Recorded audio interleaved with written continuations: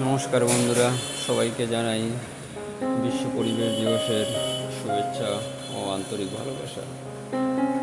আমি দেখাচ্ছি আমার বাগানের কমলালেবুর গাছ থেকে গুটি কলম পদ্ধতির মাধ্যমে একটা চারা তৈরি করেছি। সেইটা তো আমি কলমটা বেঁধে রেখেছিলাম, তো সেখান থেকে শিকড় তৈরি হয়ে যাওয়াতে পুরো চারা তৈরি হয়ে গেছে।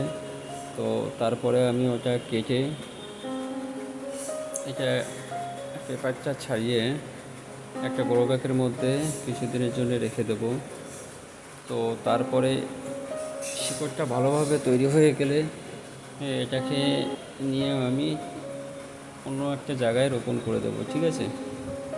তো সেইটা করছি। এই কলমটা যখন বেঁধেছিলাম সেটা আমি একটা অন্য ভিডিওতে সবাইকে দেখিয়ে দেবো, ঠিক আছে, কীভাবে বাঁধতে হয়। তো বন্ধুরা, কেমন লাগছে সেটা জানাবে, ঠিক আছে? দেখো কত সুন্দর শিকড় তৈরি হয়ে গেছে এটা, ঠিক আছে? এটাকে আমি ঠিক গ্রো ব্যাগে এইভাবে করে কিছুদিন অল্প ছায়াযুক্ত রৌদ্রতে রেখে দেবো, ঠিক আছে? ছায়া রৌদ্র এমন জায়গাতে রেখে দেবো যাতে করে বেশি রৌদ্রে চারাটা শুকিয়ে না যায়, আবার বেশি ছায়াতে থাকলে গোড়াটা পচে নষ্ট হয়ে যেতে পারে, ঠিক আছে? এভাবে করে রেখে দেবো, ঠিক আছে?